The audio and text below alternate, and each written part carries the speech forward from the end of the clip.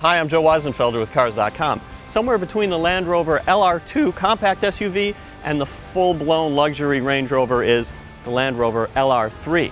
Now, with gas prices where they are and the fuel economy on this model, 12 city, 17 highway, the question, why would you buy this model, is more important than ever. We'll examine that. Now, the main reason to buy an LR3 is to go off-roading because it does things that most 4x4s cannot do. It's partly design. Short overhangs, the distance between the front bumper and the wheel, gives you very steep approach angle to climb steep inclines, and an air suspension is standard. So basically, you can adjust the height of the vehicle for whatever ground you're attempting to go over. Now, just like there's an off-road height, the opposite side of that is access height, which lowers the body all the way down, lower than you would have it while you're driving, to make it easier to get in and out and to load cargo. Now, there is an adjustment for the suspension height, but aside from that, instead of having to manually lock and unlock differentials, do all that stuff that a lot of people don't know how to do, this truck gives you terrain response, which is a knob that basically does all the different changes for you in the height and the way that the driveline works. You just choose by a pictogram whatever condition you're driving in. So if you look outside and you see snowflakes, there's a snowflake. You turn that one on. If you look outside and you see, bumpy terrain, you choose bumpy terrain. If you look outside and there's like a Buick going 40 miles an hour in front of you in the fast lane,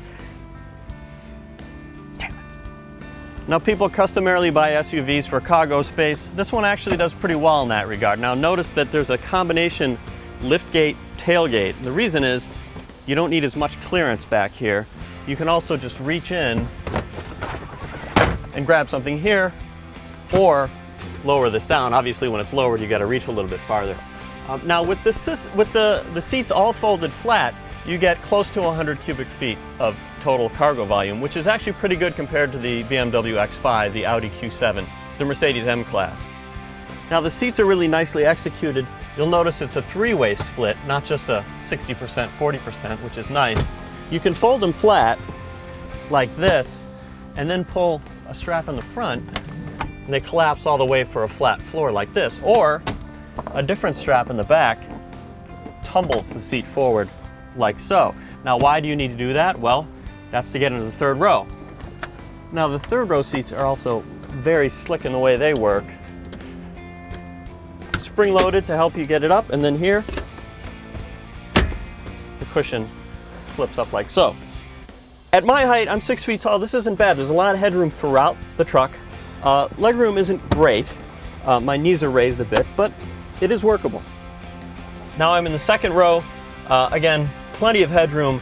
The legroom is so-so. The seat is all the way back here, the front seat, and the backrest is scooped out. So it's definitely workable. I've seen worse. So we've got a vehicle that is great off-road. It can tow more than most vehicles, more than 7,500 pounds, which is good. But how many people really do that? The vehicle starts in the mid-40s. This is an HSE, the top trim level. It is about $58,000 as equipped. Overall, the quality is decent inside, but there's one thing that really gets me, and that is the handle. That sound, if I heard it on like an entry-level Ford Focus, would make me livid. For additional information on this car or any other, go to Cars.com and our blog, Kicking Tires.